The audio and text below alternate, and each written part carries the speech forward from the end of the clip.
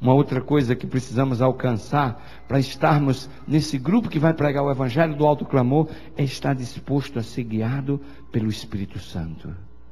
Às vezes nós queremos guiar a nossa vida da nossa maneira.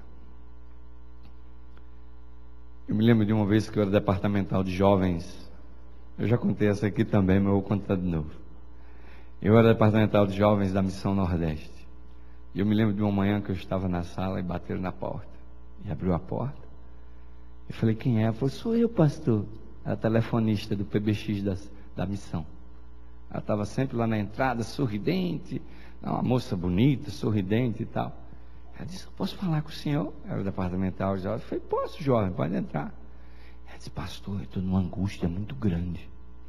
Eu falei, por quê, filha? Ela disse, pastor, eu estou com 24 anos e ainda não casei. Naquele tempo se casava cedo, né? As meninas com 26 já eram um perigo. Hoje não, hoje o povo está casando mais tarde. Eu falei, mas o Senhor tem alguém reservado para você? Ela disse, pastor, eu venho orando e jejuando e nada. Eu não sei mais o que fazer. Eu já fiz até voto a Deus e não deu certo. Eu falei, voto a Deus? Como assim voto a Deus? Eu falei, pastor, um dia, sábado de manhã, eu estava me arrumando para ir para a igreja e eu senti uma coisa no coração. Eu tinha aquela noite dormindo muito mal, pedindo a Deus que me arrumasse um rapaz, um esposo cristão. Quando eu estava na frente do espelho me arrumando, me veio uma coisa no coração para fazer um voto. Eu me ajoelhei ali na frente do espelho e eu disse assim, Senhor, eu tenho fé que tu vai me dar um rapaz cristão. Eu vou à igreja hoje. E o primeiro rapaz que se levantar lá na igreja e vier me cumprimentar, eu estou disposto a casar com ele. E eu arregalei o olho e falei, você fez esse voto? Eu fiz, pastor. Eu falei, mas você ficou maluca? Ela falou, não fiquei maluca não, eu estava confiando em Deus mesmo. Jovens, por favor, cuidado, hein? Não faz isso. Deus não trabalha desse jeito, não. Me levantei, pastor, todo confiante. Fui para a igreja. Eu tinha certeza que Deus ia me dar bênção naquele dia. Eu entrei no santuário e parei na porta assim, fiquei olhando. Eu falei, Senhor, quem vai ser? De repente levantou-se um rapaz lá no segundo banco. E ele vinha caminhando. E era um rapaz que já tinha me pedido namoro e eu não queria ele já. Vivia atrás de mim, eu não queria aquele rapaz. Eu tinha dado 3 fora nele. Mas pastor, ele se levantou, veio caminhando na minha direção com um sorriso desse tamanho. E eu me olhei assim, fechei os olhos, fiz uma oração e disse, Senhor, esse não, por favor. Pastor, não teve jeito. Ele veio, me cumprimentou. Pastor, eu não consegui assistir o culto, dei minha volta, fui correndo para casa. Cheguei na frente do espelho aos prantos, me ajoelhei e falei, Senhor, esquece meu voto. Isso não deu certo, não. Eu disse, minha filha, quantos anos faz isso? Pastor, já faz 3 anos. Eu falei, minha filha, o seu voto está pendurado lá, esperando por você. Porque com Deus não se brinca, não. Se você está preparado mesmo para o Espírito de Deus guiar a sua vida, agora você tem que procurar um rapaz. Só tem um jeito de você não casar com esse rapaz. É você procurar esse rapaz e dizer para ele que fez o voto e que foi assim. E se o rapaz disser que não quer casar com você, você está desobrigado do voto. Falou, mas pastor, ele vai querer casar comigo. Então vai em nome de Jesus.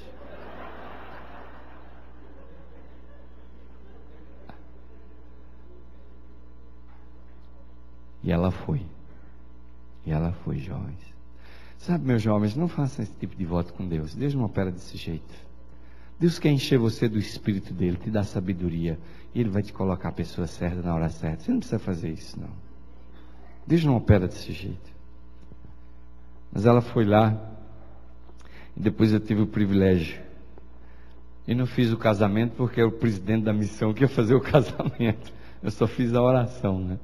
Mas eu estava lá nesse casamento. E cada vez que eu vou contar essa história, eu procuro checar se eles ainda estão juntos, casados, felizes. E eles estão. E muitos de vocês conhecem quem é eles. Porque, incrivelmente, eles já passaram aqui por Dallas. mas eu não posso falar o nome. Deus tem um plano para a vida de cada um de vocês. Deus tem planos grandiosos. Deixe o Espírito guiar a sua vida, meu jovem. Entregue-se ao Senhor na sua juventude. Deixe que o Espírito do Senhor vá guiando os seus passos, o seu caminho. Vá orando, entregando na mão do Senhor. A Bíblia diz assim: entrega o teu caminho ao Senhor, confia nele. E o mais, ele o quê? Não existe coisa mais gostosa na vida cristã do que experimentar o Ele fará em nossa vida. Deus dirigindo a nossa vida. Você talvez esteja aqui porque Deus te trouxe aqui. Há milhares de imigrantes nessa cidade que Deus mandou para cá para você pregar para Ele. Você ainda não fez isso. Essa é a razão porque nós imigramos. Eu conheço um ancião que eu tive aqui em Massachusetts e ele dizia assim: Bezerra, falava assim comigo, esse Bezerra, eu dou graças a Deus que um dia eu saí de Valadares e imigrei para cá. Porque se aquela vida que eu tinha no Brasil, nunca ia aceitar o Evangelho, porque eu ria e caçoava dos Evangelhos. Mas aqui na América, na dureza dessa vida, eu encontrei Jesus e hoje eu sou um novo homem. A quarta coisa é que nós precisamos eliminar as dissensões da nossa vida. O amor é o ponto de partida, não pode haver dissensões. Olha que o Espírito de Profecia diz aqui mais uma vez: antes dos dias de Pentecostes, os discípulos se reuniram e tiraram dentre ele todas as desinteligências. Estavam de um mesmo sentimento. Tirem os crentes do meio deles as dissensões e se entreguem a si mesmo a Deus para a salvação dos perdidos. Peça a bênção com fé. E ela o quê? Ela diz. Às vezes eu fico pensando que tem tanta gente aqui orando pela legalização, mas não vive uma vida cristã digna de receber a legalização. Sorry. Essa é a grande verdade. Eu conheço pelo menos 15 pessoas adventistas que foram abençoadas com a loteria do Green Card. Vocês acreditam nisso? Eu pensei, eu sei que hoje parece que já não tem mais essa chance, mas o que eu quero dizer a vocês é o seguinte: se nós queremos a bênção do Altíssimo, se nós queremos milagres grandes, temos que nos santificar, porque amanhã o Senhor fará maravilhas no meio de vós. Não há outro caminho. Se você quer ver os milagres de Deus na sua vida, você precisa santificar a sua vida, porque se você, meu jovem, santificar a sua vida, Deus vai abrir o Rio Jordão. Deus vai abrir o Rio Jordão. A última coisa para a gente estar presente nesse movimento que vai pregar o Evangelho, junto com o anjo de Apocalipse 18, é a gente despojar-se do eu. Despojar-se do eu. A maior luta da vida cristã é contra nós mesmos. O nosso maior inimigo, sabe quem é o nosso maior inimigo? Somos nós mesmos. Nós não temos a capacidade de olhar para nós mesmos, de olhar fundo no nosso interior. E às vezes a gente precisa olhar para o vizinho e botar ele mais abaixo, para a gente sentir-se bem. Às vezes a gente precisa criticar o irmão para a gente sentir-se bem. Às vezes a gente precisa criticar o pastor para ele sentir-se bem. Às vezes nós transferimos a dor que sentimos para alguém. Mas o nosso maior inimigo somos nós mesmos.